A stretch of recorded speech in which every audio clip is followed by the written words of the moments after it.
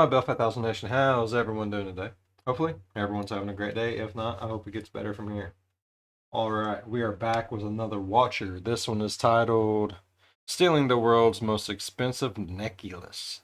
Puppet History. I really enjoyed the first Puppet History we watched. Learned something new. When it comes to the question portion of today's show, though, I'm going to go for some outlandish answers because that's what I learned from the last time. That was something new I learned. I'm excited. I really enjoy it. It's funny. It really did learn something I didn't know before.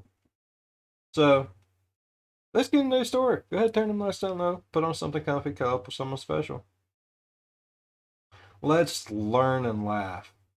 Learn, laugh, love. Welcome one and all to Puppet History.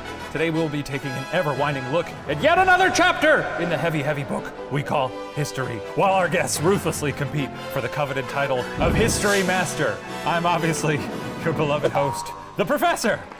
Yay, Professor! Thank you. Ryan Bergara, are you ready? Yeah. Special guest Kate Peterman, are you ready? I am so ready. Then let's crack in. Would you guys like to know what you're playing for? Yeah. Yeah, oh, sure. yeah. It's the coveted Cup of the History Master. Same prize as last time. Cool. Well, I'm excited. Well, let's get to it. Today's tale is a downright caper. It started out as a simple con and turned into a scandal that would captivate all of France and forever alter the course of history, and also be adapted into a movie starring Hilary Swank that I've never seen because they don't let puppets into movie theaters. Oh my God. Unrelated question, have you guys ever been catfished? Yeah, I thought so, but I just was fully rejected. Is it hot in here? Oh, Yeah. it's too personal. Yeah. The place, France, the time, the 1780s. Before this nutty plot unfolds, we need to lay out three of our key players. First up, Jean Lamotte, born Jean de Valois Is Saint-Remy. her boob out? It's certainly tipping close. She's a, Say it. no, I was gonna say an unmodest woman. Yeah, whatever. It's fine. I'm not judging. Not judging. There's no nipple, I mean, for the record. No, yeah, don't look at it, man. hey, we have seen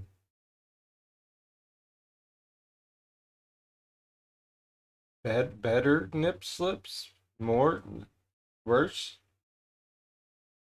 How would you phrase that? We've seen nipples.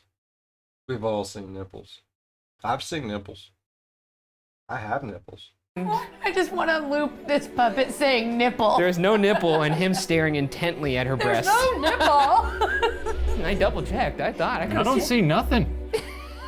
Anyway, she was born in 1756 with a little royalty in her blood, as her father was a descendant of an illegitimate son of Henry II, a bastard. French king from way back in the 1500s. Yes, a bastard. Despite her royal blood, by the time Jean was born, her family was really hurting for that sweet, sweet coin. As a child, her parents made her beg on the street, shouting, quote, "Gentlemen or ladies, take compassion on a poor orphan, descended in a direct line from Henry II, King of France." After a rough childhood and plenty of her own adolescent scheming, she eventually settled down with a That was very specific. military man named Nicolas de la Motte, who looks exactly like every other French man in the 1700s. But despite his position and her ongoing claim to royalty, the two were still hard up for cash. We'll check back in on them in just a bit. What did she do for cash as well? Were they dual incoming it? She kind of like schemed her way around. She eventually Like, well, let's hear about these schemes. I want to hear more about these schemes. She goes to the court and she was like, "Yo, my dad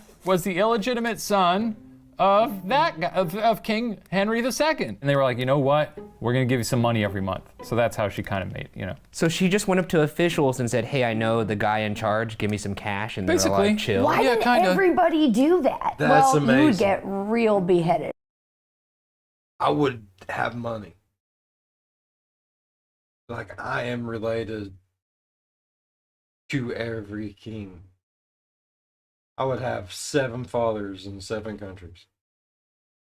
You're also saying that the very threat of a guillotine was enough to make them think, why would she chance that? Oh yeah. I mean, they were using that thing left and right. They were. That They blade was really- dull. That That blade was dull. On to our second person of interest, Louis de Rohan. Born in 1734 to the distinguished Rohan clan, Author Jonathan Beckman describes him as, quote, impeccably polite, with full, dark eyes that shone under gently drooping eyelids. Louis charmed everyone he met and accumulated a pantheon of lovers. Kind of sounded a little bit like erotica to me. Yes, I did omit all the yums. All the yums. Yum, yum, yummy. Homina hominas Yum, and whatnot. yum, yum. Whoa, wowza.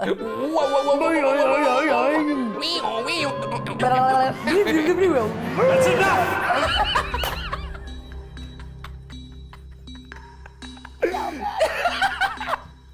You never. Even the puppet has just this pissed off scowl on its face. That's fucking great. Looks happy. He either looks indifferent or very disappointed and angry. After some time in the circuit, Rohan landed a pretty cushy gig in 1770 as ambassador to Vienna. Ooh. And although he thought the position was below his status, he took it anyway. He quickly gained a reputation in Austria for his If you're asked to, you have to, right? It's the rule. That's the law. That's wild-ass parties where he really ruffled feathers. Uh-oh. Summon your brains. What aspect of Rohan's social gatherings was so controversial? A, his performance of what he called genital origami. B, his risque seating charts. Or C, his collection of monkeys. I want to say A, because that would be hilarious, but I also want to say C. All right, Brian, what'd you put? I'm gonna go with testicle entanglement. And Kate? Same. I I'm also, also gonna go with A. yeah. I agree. Well, A's it's kind of alright. boring, but It's monkeys, isn't it? it's a seating chart. What? So normally in Oh, parties- seating chart. I thought you said seating as if like. Never mind. I had something way grosser in my mind. Well, you followed it after. Now I'm explaining myself. Huh? I feel like I have to explain myself. What? When you said genital origami, I figured you were upping the ante sexually. So I thought you said seating chart as if he's drawing a chart out of who he's going to. Well, that's insane. What? That I'm is sorry. absolutely insane. You said genital origami. Yeah, You but thought. And you said what would be. why would you? Why? Repeat the question. Why would you? Well, he had small tables. Is the is the answer? Normally at affairs like that, they'd have one big cartoon rich person table, and everybody would kind of be in the order of like, oh, rich people down at this end, poor nobodies down at this end. But he had a bunch of tiny tables where everyone could mingle. Kind of fun. That's kind of cool. Yeah, and everybody like people got pissed. So it's like speed dating between rich and poor people. Didn't go over well with the rich people, guarantee it. Piss drunk. No. One of the people who was not pleased about this was the local head honcho, Holy Roman Empress Maria Theresa, who complained about him to anyone who would listen. Rohan, in return, ragged on Maria behind her back. Eventually, the Empress's daughter caught wind of this and got pissed, which could pose some problems for Rohan's political aspirations, because her daughter was none other than our third person of interest here today. It's question time. You thought you were safe, but another question has pounced. Just who in the hell was Maria Theresa's daughter? There's no multiple choice. You must write it down. Guess what my name is? I have no fucking clue. I really don't. Lifeline. Can I call someone? Yeah. Pulling out the stops with these questions. Brian, answer. I don't even think this person is from that time. Antoinette, Marie Antoinette. How do you spell? I don't know. And Kate? Well, I just put, and I probably spelled it wrong too, Maria Theresa II. Okay. What is it? Well, Ryan gets a point because it's none other than powdered wig wearing, sheep perfuming, cake eating queen herself, Marie Antoinette. Cake queen. Son of a. Well, I'll be damned. He was right. I would have never guessed that. Makes sense, though. Bitch, I really want that trophy. Okay. Great question, Doc. Thank you. And we could spend a lot of time unpacking this lady's life, but if you don't know the basics, she was born into Austrian royalty, married off to French royalty at age 14, stepped into queenhood at age 18, and gets a lot of flack because she eventually became a prominent scapegoat during the French Revolution, despite not really being all that bad of a lady. Well, now that we have our three players in mind, let's jump into the palace. That's fair. So she got beheaded for being a decent person. Times have changed. Palace of Versailles in the year 1784, when all three parties happened to be present. Worth noting that the Palace of Versailles was a hive of activity that pretty much anyone could walk around, though people were probably quick to sniff out if you weren't a noble. So Louis de Rohan was now serving on the French court as Grand Almoner, but he was desperate to be prime minister and believed that the position was being withheld from him due to Marie Antoinette outright loathing his ass. Jean, in her ongoing quest to cash in on her royal lineage, had moved near Versailles with her husband to hobnob. Now, Jean had recently been acquainted with Rohan and was aware of the Queen's refusal to even speak to him. So, as a person desperate to climb the social ladder, what do you suppose she does with this information when they cross paths at Versailles? A, she blackmails him. B, she tells the Queen he's going to assassinate her. Or C, she tells Rohan she's the Queen's best friend. What to do, what go to C. do? Oh boy. When in doubt, Ooh, no, pick C. Yes. They say about the SAT. What'd you put, Ryan? Well, I put B. You put B. I think we know what Kate picked. Kate, you picked C. I did. I Well, want to go let's with C find too. out what happens. Oh boy. What? Costume change. This is the most fun I've had in a really long time. Oh, Cardinal Rohan, fancy seeing you here. Oh, hello. What are you doing around Versailles? Oh, you know, just paying a visit to a friend. Oh, is that so? And who might that be? Huh? Oh, my friend? Oh, her royal, just some plain Jane. You don't know. Jean. Fucking A right. Got her. In whatever are you playing at? Fine, it's the Queen. I'm friends with the Queen. The Queen is my best friend, and it's the biggest secret in the world. But yes, best friends for life. What more can I say? We're just plain friends. Boo. Boo. Who wrote that? That was a beautiful play. The script sucks. I don't like the history. I don't like it because I wasn't right. When in doubt, pick C. God damn it, the prophecy fulfills itself. Oh, there he is. It does. So yeah, she lied to him. Yeah. So Kate gets a point. A history point. Oh. So Rohan was obviously not in a position to confirm or deny this. May have sounded outlandish, but since the I don't know how many points I got. I know for sure I have one. Queen was known to buck tradition, maybe it wasn't. So he ate it up. Rohan was eager to have Jean put in a good word for him, so she offered him a great opportunity. Write the Queen a letter. So he did. There's no surviving copy of it, but he likely apologized for dunking on her mom. And wouldn't you know it, the Queen wrote back. Except obviously it was Jean just straight up catfishing him. After exchanging secret letters with the Queen for nearly a month without so much as a glance from her, Rohan was getting antsy. He wanted to meet with her, and soon. And believe it or not, Jean saw to it on the night of August 12th. Oh, I hope there's disguises. Please. Wait. What? At this point, do they know What? What do you want? the person who's being catfished? Does he know what the Rohan? Yeah. Does Jean look strikingly similar to the Queen? Not particularly. I mean, Rohan he is can't much dress more up as the acquainted Queen. with Jean than with the Queen. So where were we? August 12th. Here we go! The sprawling gardens of Versailles on a starlit night. Enter, sneakily, Rohan.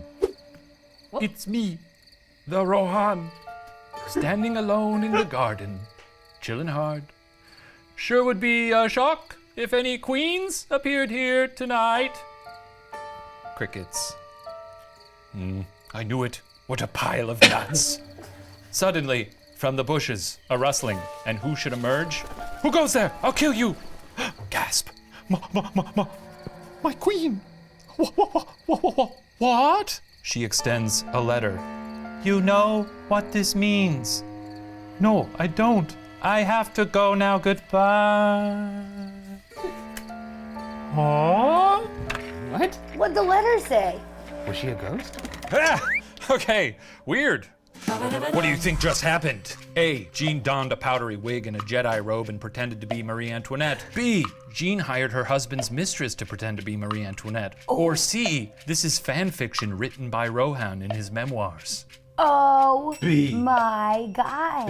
That's tough. Rohan did talk a lot of shit, so I wouldn't put it past him to say that he met the queen, but he didn't meet the queen. You know? Sure. But he had no reason to lie about it because he thought he was getting actual letters from the queen. He did. So it kind of feels like maybe it was the mistress, but why would she hire her husband's mistress? Well, I guess you'll have to pick one. Oh yeah, I guess we can't just sit around here talking about it all day. Ryan, have you chosen? I think I have. What are you gonna go with? I think this is fanfic. Okay. Kate? Oh God, I went with Master of Disguise. I went with A. I hope it's Okay. A. I All think right. it's C. Well, it turns out Jean's husband was getting a little love on the side with a woman who very much resembled Marie Antoinette. So without telling her much, they dolled her up and had her act the part. Points to no one. Do you think Rohan bought it? Yes. Yeah. Points I to think me. so, too. He bought Points to me, motherfucker. Yep. the hell out of it. Yeah, I'm sure he To did. such a degree that he didn't even bat an eye when the Queen wrote him asking to donate 60,000 pounds to a family in need. Or a few months later, when the Queen also asked him for an additional 100,000 pounds. Coincidentally, Jean bought a nice house for her and her husband around this time. So Jean just starts sending him a bunch of letters being like, "It's me, the Queen. Hey, I need money." And he's like, "All right." She does rule. That's pretty great. That God is damn it. so freaking cool. She was all business. She didn't care about her husband having a little mistress. No, she was "I'm like, gonna "We use- can use this. Yeah, I'm we gonna can get work with myself this." a veranda. Now with Rohan firmly on the hook, it was Lemons in the lemonade, bro. Damn. time for Jean to really crank them screws. And here's where the world's most expensive necklace comes into play. According to Jonathan Beckman, quote, "The necklace comprised 647 diamonds weighing 2,800 carats. Grotesque and almost literally unbearable, it resembled an item of chainmail more than a coveted piece of jewelry. The necklace had been commissioned as a gift by former King Louis XV, but as it was such a monstrosity, the jewelers, known as the Beaumaires, weren't able to finish the thing before he kicked the bucket in 1774. Desperate to sell the necklace that most people short of royalty probably could never afford, they had previously offered the sale to Marie Antoinette. Beckman describes their exchange, and for once, this scene will have some allegedly accurate dialogue. Now, we did not like the dialogue from the other scenes. Speak for yourself. You thought it was good? I did. Thank you. You're welcome. Don't be so needy. In the palace of Versailles, a sweating jeweler falls to his knees in front of Marie Antoinette. Jesus Christ. Madame, I am ruined and disgraced if you do not purchase my necklace. I cannot outlive so many misfortunes. When I leave here, I shall throw myself into the river. Rise, Beaumaire. I do not like these rhapsodies. If you were to kill yourself, I should regret... If you were to kill yourself, I should regret it as the act of a madman in whom I have taken an interest, but I would not hold myself responsible. I told you Professor's arms just chilling like right over here. in person that I refused to buy the necklace. The king wished to give it to me, but I refused him also. Never mention it again to me. Divide it and try to sell it piecemeal, and do not drown yourself. Never let me see you behave in this way again. Go. Whoa, Yo, dope. man. She frickin' knows how to instill boundaries. Well, she also just sunned him hard. She was like, no, bitch, fix it. You're in this situation, fix it. She ain't gonna fall for those And crocodile tears. if you kill yourself, it's not my fault. Yo, what a power play. Not falling for the Wow. crocodile A tears. respectable lady. Wow. Yeah, it was good. Somewhat unsurprising. Can't play that shit with me, bruh. Give a damn. Based on that exchange, that in January of 1785, Rohan received yet another letter from the Queen, and she wanted the necklace. But for reasons undisclosed, she preferred Rohan to take care of the transaction. And look, we're not here to pick on the guy, but Rohan is really turning out to be quite the chump here. Assuming the Queen was maybe just hiding this transaction from the King, Rohan happily agreed to broker the deal with the delighted jewelers. A price was agreed upon, 1.6 million pounds, paid over time, with an initial payment of 400,000 pounds within the first 6 months. Days later, Rohan finalized the sale with the jewelers and chauffeured the necklace from Paris to the Lamont's residence at Versailles. Question. What happens next? A. Rohan is ambushed and robbed on the street by a cohort of Jeans. B. Rohan insists on taking the necklace directly to the Queen. Or C. Rohan hands the necklace to a man he's never met before. Guys, just pick one. It's okay. I want to say B. No, I I want to wanna say B. win. It's just B. history points. B, C. I'm going C. That sounds dumber. It's B or C.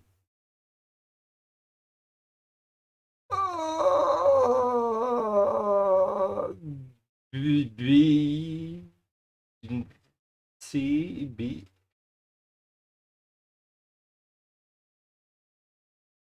I'm going to say it's D. It's B or C. I'm locked in, Doc. All right. Let's go with A. You're Just- going with A. Just to continue the B. chumpness, the Going most B. chumpy thing I could think of is going I'm going B. to make this deal where you're already getting ripped off Sure. and to get robbed by that person in the sense. street just for funsies. And Kate, I'm going with B. you're going with B. That was my second choice. He insists on taking the necklace directly to the queen. Yeah, I think he did. Well, let's find out what happened. Jesus. Whew. Genie baby, you've really nailed it. Mama's hit the big time. A rapping at the door. Come on in. Oh, Rohan. Hello. Wait. Huh? That's Marie. Oh, shit. Let me take this from the top, huh?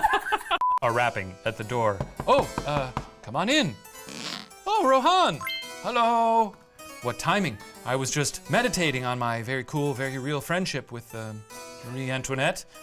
Hey, where's that necklace? Oh, yes. Here it is, the dreadful thing. Oh, I can't wait to sell this thing. What was that? I can't wait to tell the queen what a champ you've been. Oh, bless your wonderful, honest heart. A rapping at the door. Whoa, well, that'll be the queen's necklace fetcher. Be a treat and hide behind that potted plant over there. That sounds reasonable. So Rohan actually let a complete stranger just walk off with what may be the most expensive pile of rocks known to man. You never gave me my point. Huh? You never gave me my point. Nobody gets a point. You both was got it C. wrong. Remember when I said that when in doubt, put C, and then I Yeah. didn't? My brain is melting. I did say C, and then I changed it to B. Then I changed it to C, and then I changed it to B, then to C, and then back to B. And at one point, it was both of them, so I was kind of right. Right now. Goddamn. I think, but technically, he didn't give it to a perfectly good stranger. The girl did. So technically, was none of them. This time, Peterman. SATs all over again. So Rohan actually let a complete stranger just walk off with what may be the most expensive pile of rocks known to man, and Jean bought herself even more time by telling him that the queen probably wouldn't wear the necklace till she summoned the courage to tell King Louis about it. Wow. Smart. Just plain smart. She is Joanne the scammer. It's good. Yeah. Obviously, Jean and her husband immediately dismantled the necklace, and he went to Paris to sell the stones at a loss for 240,000 pounds. That's it? Yeah. No, I feel like he pocketed some. Also, you got to understand, he took it to several jewelers, and most of them, it would be like trying to sell someone a stealth jet. They were like, why on earth would anyone be trying to sell this pile of millions of dollars Rubies. of diamonds? In case you have to sneak around. So despite his overly trusting nature, Rohan was getting nervous the queen had yet to wear the necklace. The jewelers were also getting nervous, and on the 5th of August, Beaumaire went directly to the queen, and in meeting with her, laid out the details of the transaction. And guess what? She was pissed. That was the 5th of August. On the 6th of August, at 2 in the morning, Jean Lamotte left town. Days later, at the Queen's patronal feast, Rohan was tapped on the shoulder by the king's guards. He'd long suspected he was being duped, but only now realized the extent of it. According to Beckman, when put He long expected. How long had he expected that he was being duped? He's been duped this whole time. before the king and queen and asked about the necklace, he sheepishly uttered, "It is true, sire. I have been tricked." That's so sad. So they rubbed his face in the poop, just Yeah. like you would with a newborn puppy. Yeah. That's Well, amazing. Isn't it? What? Rohan was said to be visibly shaking, and after the conversation, he begged them to spare him the shame and scandal of being publicly arrested. He was publicly arrested. Luckily, Rohan had just enough time to slip his servant a note instructing him to ride to Paris as fast as he could and burn all his documents. His servant took him seriously and rode so fast and so hard that his horse died as soon as he arrived in Paris. You know, the horses are always the unsung heroes They're- of most of these stories. And it's They really- are suffering. Yeah. You ever think about horses on the battlefield just getting peppered by bullets and All the muskets? frickin' time. I think about it all the time. But you gotta think those horses, when they're all like lined up at battle, they're thinking this is sick. Like, I'm here with all my bros. No, they're good at. I was a horse girl. There, I said it. I was. That's fine. That's I a love strong horses. admission, yeah. The key word I there is wasn't- was. I still love horses. Uh-oh. I don't like have stickers of them in my apartment Relapse. because I can't put stickers on my wall. Sure. But I do love horses, but they're very intuitive. If they were really intuitive, wouldn't they just be like, no, I'm not running then. I'm gonna Oh, go yeah. back to the barn. Well, they get branded and shit. How about give me some hay? Maybe a sweet little apple covered in sugar. Hey buddy, how about an apple before I run into that hail of bullets? God, I love sugar cubes. I got a lot to think about.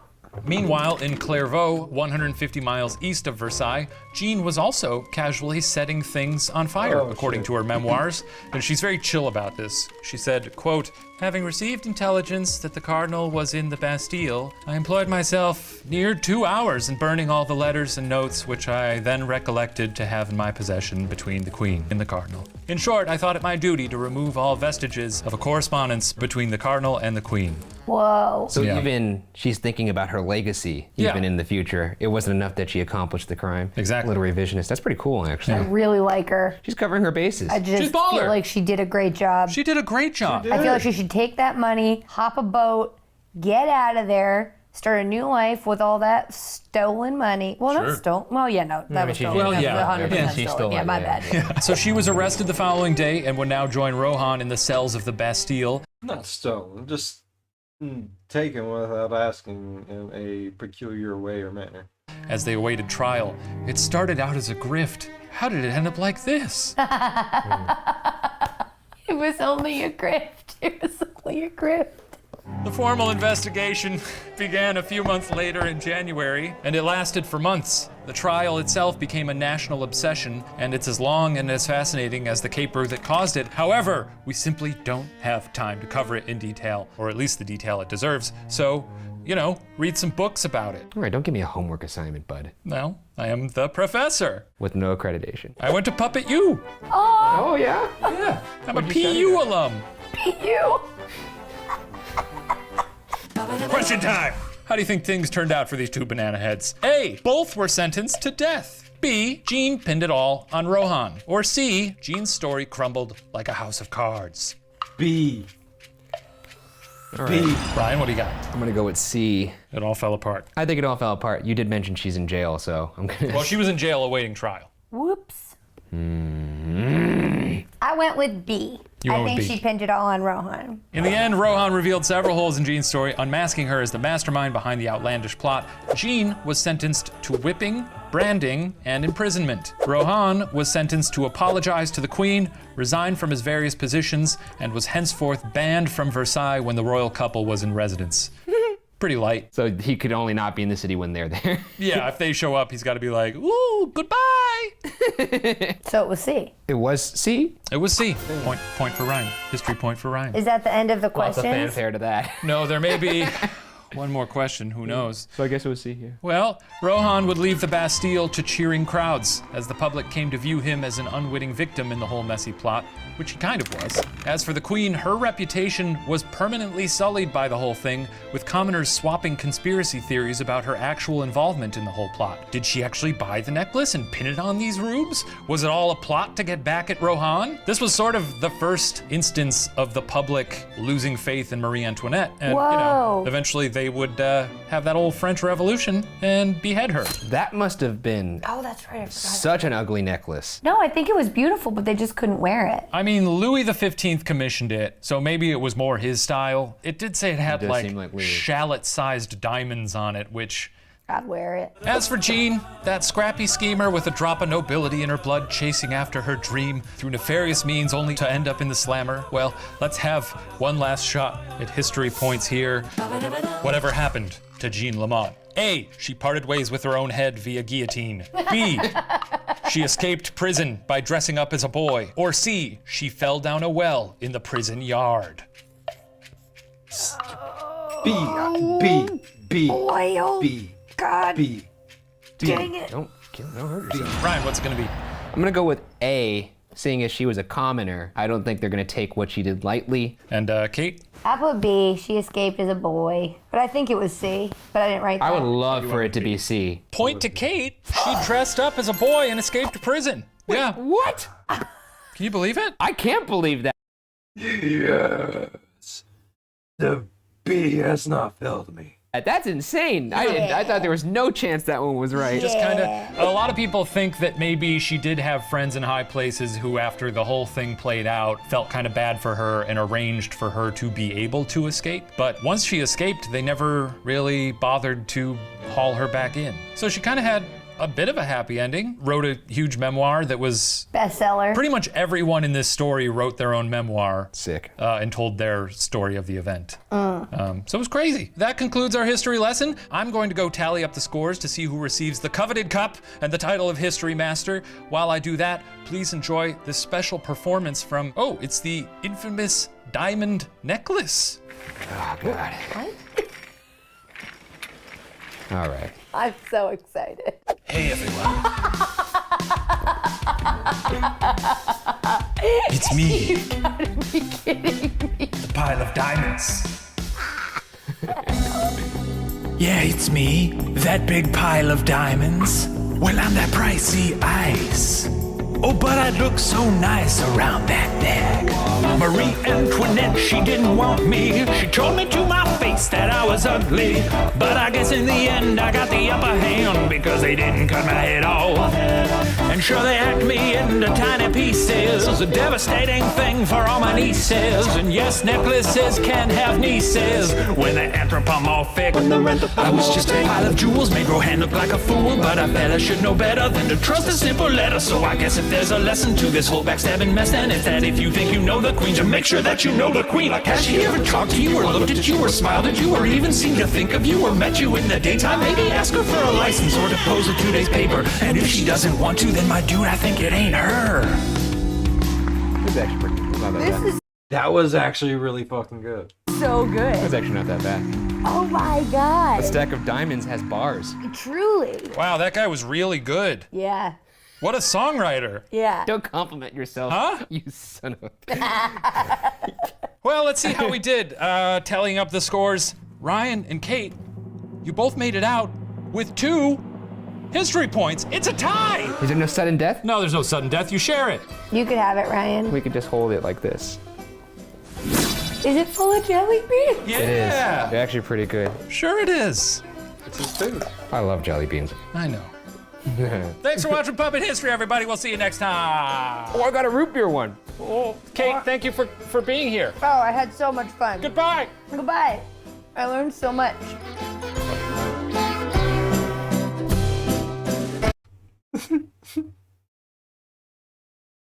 That was, I like that.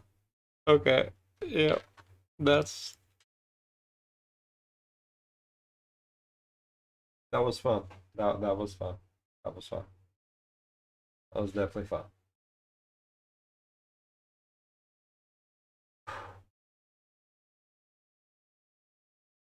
I'm telling you, I'm just going with some outlandish fucking answers from here on out.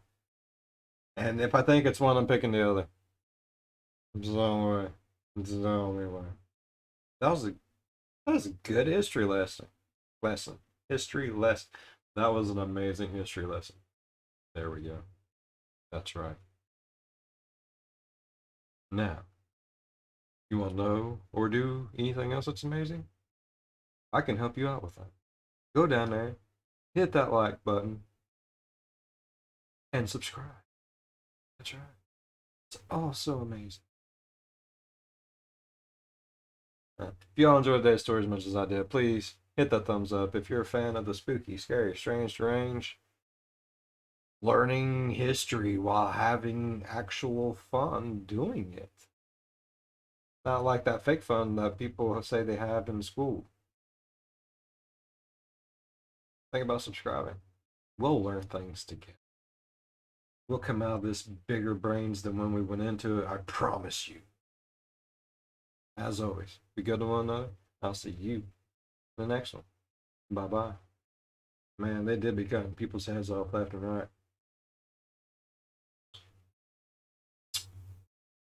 I mean, what else are you going to do? That was the punishment back then. You cut off a head, cut off a hand, cut off an ear, cut off a foot, a leg, cut off the peen.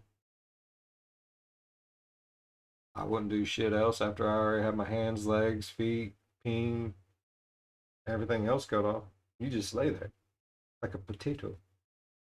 Crime rate, null and void right there. Bunch of potatoes can't commit crime.